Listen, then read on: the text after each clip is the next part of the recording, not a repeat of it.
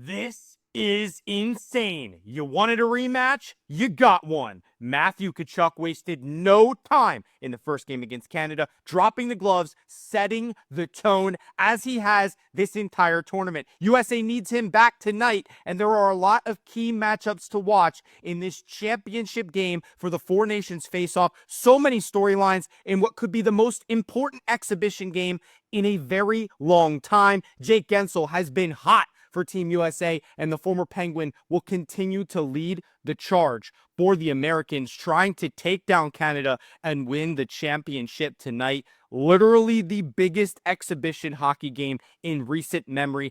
Truly for our generation of hockey fans and players that were waiting to represent their country and finally got the opportunity to do so. I will be repping the Jake Guentzel Penguins jersey all day today, supporting our Penguins, supporting Team USA, and hopefully Sidney Crosby has a good game, win or lose, against Mike Sullivan and the boys. It's going to be a fun one, and as much as I would like to just talk about that with you guys here today, there is something much more pressing, much more important that we have to talk about today on Penguins Digest. And it pains me to say this. It's really actually going to be very difficult for me to get through this segment without breaking down completely, because someone that has been a true inspiration to me as an aspiring sportscaster in my young career, Mike Lange, legendary Penguins broadcaster, passed away, and I'm still honestly speechless about this. Definitely gone too soon, Mike Lange. He just retired in 2021, so he really hasn't been out of the game that long. But before I even get into what I have to say about Mike Lange, I think it's most important to hear from our captain, Sidney Crosby, because they approached Sid earlier this morning. It is a Thursday, but it's not any Thursday because we've lost a great one today, ladies and gentlemen. Mike Lange passed away, and Sidney Crosby had some words about Mike Lange. Mike made such an impact on the Penguins franchise, and me personally, as a player, it was the little things, like words of encouragement at my stall after the media had left, a fist bump to acknowledge a big game, or a wink for a special moment. He was so special, and I'm honored to have called Mike my friend. And that's Sidney Crosby talking about Mike Lange, legendary Penguins broadcaster that passed away at 76 years old. Mike Lange is a Hall of Fame broadcaster, and though he's gone, I will say some of his calls will live forever. And I am not just saying that. Mike Lange had some of the most memorable calls, I would say, in hockey history. He's already in the Hall of Fame. If I'm sitting in the booth calling a game, a lot of times Mike Lange's calls will drift through my mind because they stick. They have a lasting impact and a lasting impression on fans, and that's what made him so special and so great. I want to show you what other Penguins important people around Mike Lange that actually spent time with him had to say before I really get into my analysis of the impact Mike Lange had on me as an aspiring sportscaster. This is what current Penguins play-by-play broadcaster Josh Getzoff had to say. Mikey, thank you for everything. The legendary calls, the jokes, the messages, the advice, the guidance, and most importantly, the friendship. The Hall of Famer, love ya, miss ya. Our hockey world will never quite be the same without ya. And I think that pretty much sums it up. So, a heartfelt message from Penguins play-by-play voice Josh Getzoff. Greg Brown, difficult to process right now. His friendship was marrow deep. We will miss him beyond words, but taking comfort in knowing his suffering is over. Rest in peace, Michael. We will see you on the other side. And I think that is a great quote from Greg Brown as well. It's difficult whenever someone passes suddenly like that, and you have to send out a message to react, to voice your emotions, to put how you feel out there for everybody else to see. And then you have a reaction like this. Mike Lange should have a statue outside the arena. And that might be the most accurate thing I've heard. And this is the quote that I'm going to leave up when I talk about this. Because you can clearly see the people that were around Mike Lange had nothing but good things to say about him. My understanding, and I never met Mike Lange, is that he was just as great of a person, if not better, than he was as a broadcaster. And that's saying a lot. Elvis has left the building. It's official now. Mike Lange is no longer with us, but as I said earlier, some of the moments that Mike Lange was able to be the voice of, to detail over the course of his career, the ability, the God-given talent that you have to be able to do the things that Mike Lange did in his career, it's unbelievable. And for people that haven't experienced how difficult it is, not just sports broadcasting, but radio sports broadcasting, your job is to make people feel like they are there. And when I listen to Mike Lange, some of his calls, I get goosebumps. You feel like you are in the arena because he was that good at his job. And he had such an impact on so many people that I would be doing the Pittsburgh Penguins a disservice by not talking about Mike Lange for at least a few minutes after he has passed. Because what he did for Pittsburgh sports, for the Pittsburgh Penguins, and for the city, absolutely he should have a statue. We've seen it before with these legendary play-by-play broadcasters getting acknowledged because they make the game so much better for fans. And a good play-by-play broadcaster can make a world of difference. I remember as a kid watching, Doc Emmerich call games. It amplified the entire experience. And listening on the radio, that was Mike Lange. He was the greatest play-by-play guy on the radio. And if I had to listen to a game, if I was driving somewhere and I couldn't catch the game on TV that night, I didn't mind because I got to listen to Mike Lange call the game. And it was just as fun to listen to him on the radio as it was watching the game on TV. That's how good he was. So his lasting legacy will never be forgotten. Mike Lange, what he did will never be forgotten. And he will have a lasting impact on so many people, including myself. Because as I said, someone trying to break into this industry, someone that's trying to do play-by-play, which is very difficult as it is, Mike Lange is a perfect role model for people like me trying to break into the industry and people that already have, people that are there right now. They all have something to say about Mike Lange, and it's all good stuff. Not one person has said anything bad about Mike Lange. So I just think it was important to mention that today because it's something that caught all of us off guard, of course. We didn't know when, never know when somebody's going to pass. And in a statement from the Pittsburgh Penguins, they called Mike Lange a wordsmith, a magician behind the mic. Phil Bourque, his former broadcast partner in the radio booth, one of the kindest, most loyal, and loving humans I've ever met.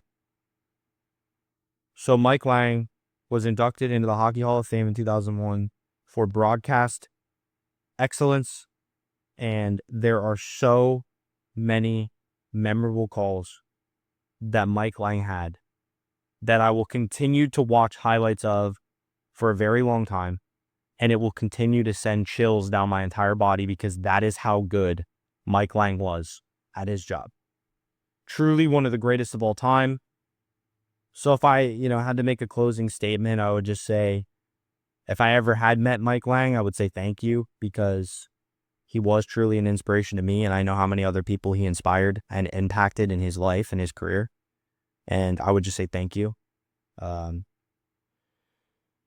So with that being said, rest in peace, Mike Lange. And we're going to do our best to talk about USA versus Canada, the championship game of the Four Nations Faceoff taking place tonight at TD Garden in Boston.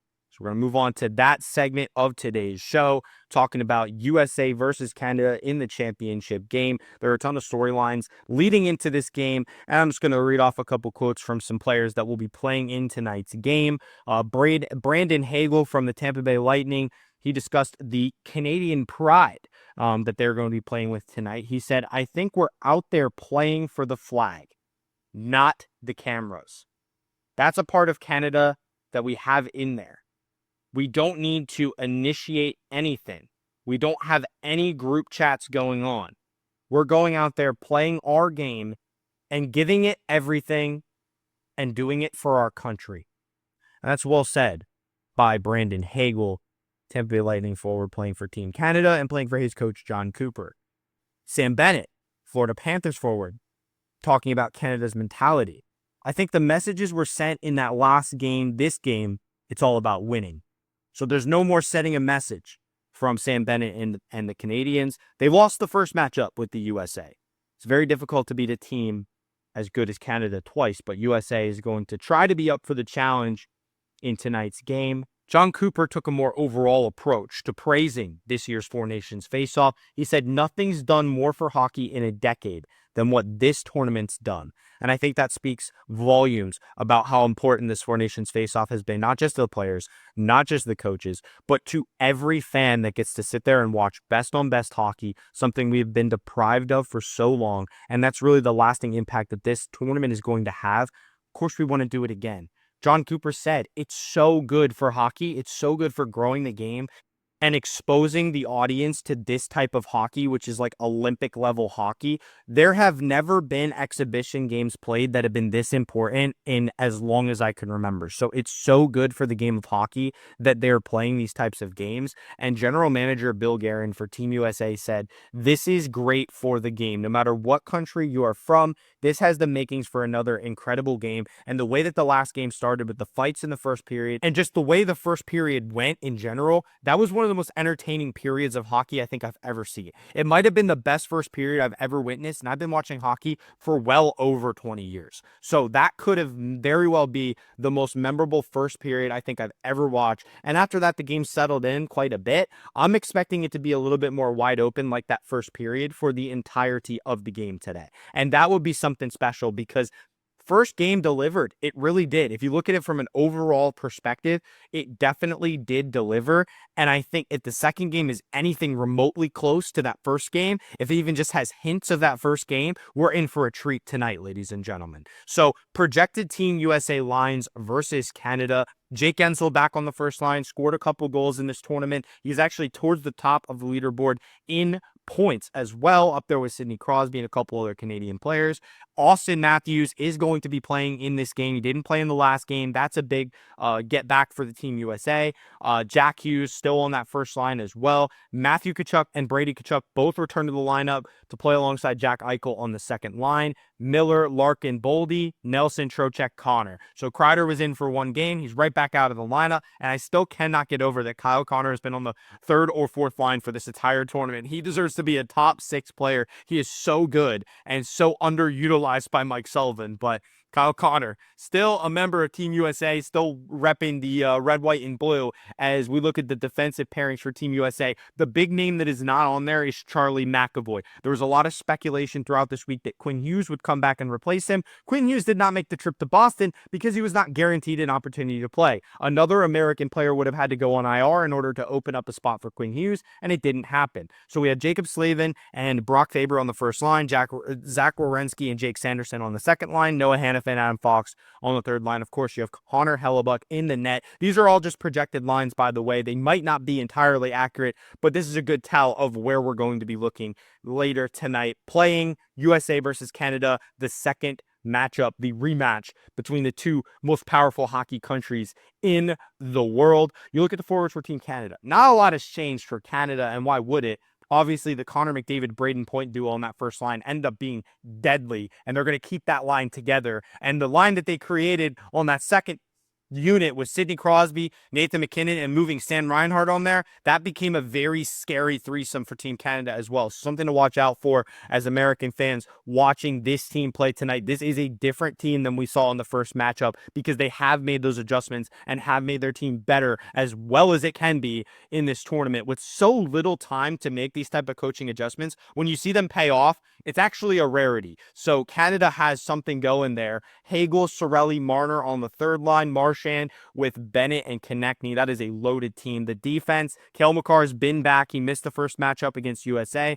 Devon Toews, you got Josh Morrissey, Colton Parayko, Travis Sanheim, and Drew Doughty. And then you look at the goaltenders. Jordan Binnington is going to be starting for Canada. He has the whole tournament. Why would that change? And the power play unit is as deadly as ever. Crosby, McKinnon, Reinhart, McDavid, and Cale Makar, probably the scariest unit that you could ever create in the National Hockey League. So that'll do it for today's video. I hope you all are tuning in tonight. Puck drops at 8:20 on ESPN Plus and Disney Plus. If you guys want to tune into the Four Nations Faceoff Championship, it is accessible. Those are the projected lines. They may not be the actual lines. So if they aren't the actual lines, I do apologize. That's what I had to go off of at this point in time, considering the game is not for another 6 hours. So thank you guys for watching this video. If you're watching this after the video, the Four Nations Faceoff stuff might not be as important to you, but I appreciate you listening to me talk about Mike Lange and hearing other players and people around Mike Lange's reaction to his passing as one of the greatest sports broadcasters in NHL history and one of the most iconic people in Pittsburgh Penguins history has passed on. So Mike Lange, rest in peace. Thank you guys for watching this video. USA Canada is tonight. Subscribe to the channel if you haven't already, and we'll see you on the next episode of Penguins Digest.